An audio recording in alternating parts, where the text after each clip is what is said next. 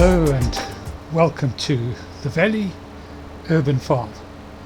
This is a very exciting episode. We're starting off just with a quick montage of December day 1, where we did 2 grass contracts and made silage, grass field 8 and grass field 23. Grass field 8, which we are mowing here now, we'll be delivering to the biogas plant, and field 23 goes to the animal dealer. So let's get started. Well, we have got started. We're busy mowing field 8 here. As I said, it's a very exciting episode. We're going to be establishing a hydroponic system on our farm. But to do that, we needed to raise some funds, and if you recall, in the last episode we did a couple of contracts which realized a fair amount of money. We've obviously generating good money through the grape production. Let's windrow this field 8 up, and then we can get it baled. We'll just nip off to field 23 and start the mowing there. So field 23 is a bit of a up and under to get to field. I struggled a little bit to find it. It wasn't difficult really, it's just that you had to go under the bridge, cross the river and go under the bridge. But I'll show you that in the next episode. Right, so we still need to do our daily chores. Delivering potatoes.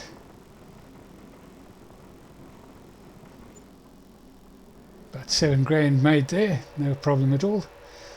And then we had plenty of grapes to deliver, so we did 4 loads of grapes into the grape processing plant, just under 20 grand each load, so another 80,000 made there. And as you can see, the money going up nicely. This was the first one, and then we did another 3.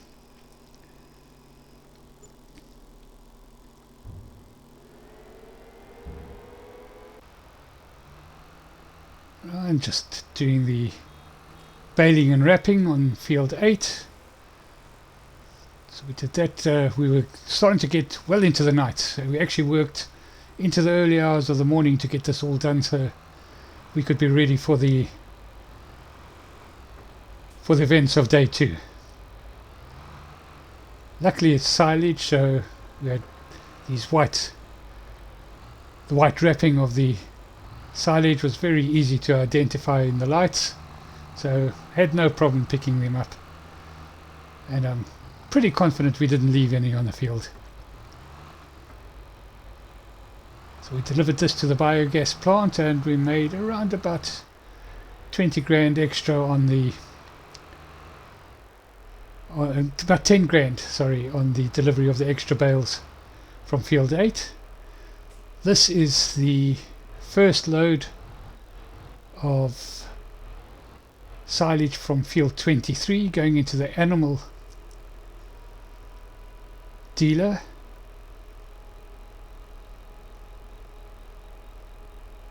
And after 1 load we were about 93% full, and so the second lot that came through, which was exactly another 24 bales, the bulk of this is going to be for us. A little bit to finish off the contract, and the rest, nearly 26, or just over 26,000 as a bonus for us, plus 22,752 for the actual contract, and we were looking pretty over 200,000. And in the early hours of the morning, just before 1 o'clock, we went for a sleep. Right, now you may notice a few continuity issues. I did the whole lot and built the whole system, and for some reason I had a problem with the recording, so I had to reconstruct it. Very important to show you how we've done it, so I have reconstructed the whole thing. So you may notice little differences here and there while I film the actual reconstruction, and then in the next episode, when we get back to normality, you will see that things may not be in exactly the same place. I recreated it fairly well, but I thought it was important to see how we built the system. So first of all, just leveling off, making sure everything's nice and level. And the first thing we're going to do is we're going to put in two big fish ponds. These will be built right against the river, so I'll be drawing fresh water from the river and into the fish ponds, which we will be breeding fish for our markets. And of course, aquaponics is the marriage of aqua farming, which is the farming of fish in ponds, fish, crayfish, etc. in ponds, and hydroponics, which is the growing of crops using mainly water for delivery of nutrients. So we get these two ponds, and that is the wrong way around, because we want the water pumps to pump in from the back. I will realize that soon enough and spin it around.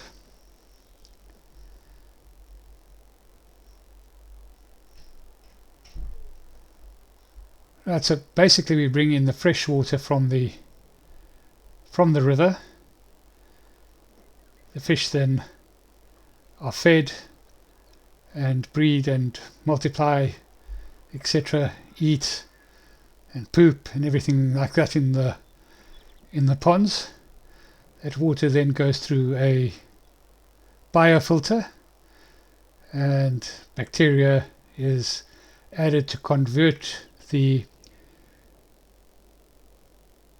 ammonia, which is developed from the extra food and of course the poop of the fish,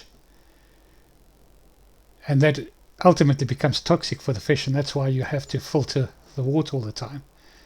But in the process of filtering the water, if you add bacteria into the filtration process, you can convert that ammonia into nitrates, and of course nitrates are what our plants need. Well, our plants love the nitrates. So we have in the front of these ponds a little filtration system, which are those white boxes, and those we will then add a tap off. So underneath the ground there's some really big, well, there's some big collection areas where the filtered water is collected. We will then tap that off by just adding a tap into that system. So we'll add the tap here, and we've got the two ponds, if you want to call them underwater ponds, where the filtrated water is kept, and then more water we will draw water off, and the shortage created by us drawing the water off create a shortage of water to pump back into the system, which will come from the river, which will then add to and increase the oxygen levels in the ponds to the required levels. And that's the basis of an aquaponics system. So we just put our hydroponic greenhouses in here. in very efficient forms we could have a pump system feeding directly into the aquaponics systems, but we don't have that we couldn't quite extend to that sort of level, so we will just tap the water off into our trailers, water trailers, and then feed the different areas or the different greenhouses. And of course, to add more self-sufficiency, we will add 2 big greenhouses here where we will produce the feed, well, parts of the feed, corn and what was the other part of corn and soybeans, I think it is, or is it soybeans? Well, in any case, we will be able to produce that in the large greenhouses, so we will be largely sufficient. We also need to add wheat into the system, and I've bought in wheat to start with for the feed for the fish, and I've also bought in the mineral supplements which we need to add into the fish to create the feed for the fish. Of course, we're already growing wheat in our field, so we'll be able to utilize that wheat. Note to myself, I must build a silo to store the wheat, and it's all becoming very synergetic, if that is a word, and very exciting. So the fish won't be fully producing yet. We'll still have to produce corn and soybeans to add into the production system of the food for the fish. And once that's done, most probably by the end of the next episode, I would think, because these greenhouses produce relatively quickly, we will be able to start producing fish. Right. In the meantime, the fish will start feeding and such on the mineral feed and the maize that we've already put in. So we will start getting nutrient-rich water out almost immediately.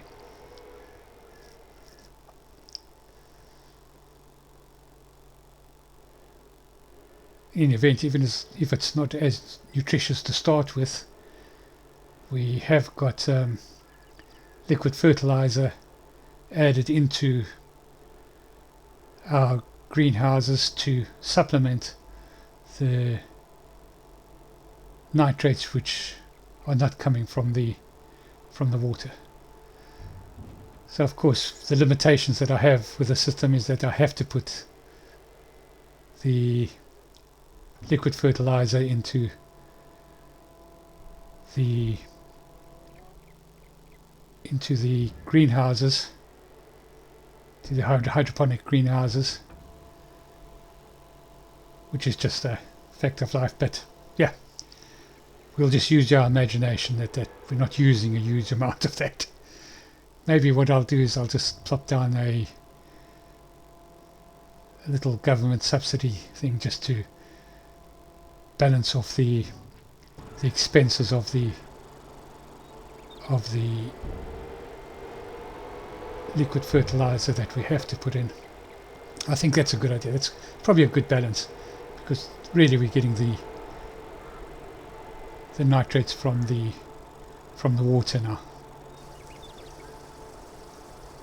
So this is the liquid fertilizer that we're putting into the greenhouses, and you'll notice I have 3 different tankers. So the yellow one is for liquid fertilizer, the green one is for water, and the red one is for herbicide, which needs to go into the grape production. So just so that I know not to use the wrong tanker for the wrong place. The last thing we want to do is be putting herbicide into the fish tanks. Right, so what we do need is we need a place to sell fish now. And I bought this little field at the back of the houses, and we're going to set up a farmer's market here. So the farmer's market will have a place to sell our fish. It'll also have a couple of stores to sell our product that comes from the hydroponic greenhouses, and additional to that there's a local importer of maple syrup, and he'll be selling maple syrup in the market. There's also a horticulturist that is selling trees and plants in the market, and there's a competition from another fishmonger as well in the market, and these will all be selling at in our market area. We will develop that over time. We'll put some tables in the middle, and we'll just walk you through the market. So we'll be selling our product from the aquaponics store in these two stalls here. This is the chap who plants trees. This is where we'll be selling our fish. So the people of the valley will be getting their plants, some nice flowers for their homes. This is the Canadian with his maple syrup imports. And this is the opposition. And that's where we're going to end this episode. Thank you so much for watching. If you've enjoyed it, please like and subscribe. And we'll see you in the next episode. Cheerio.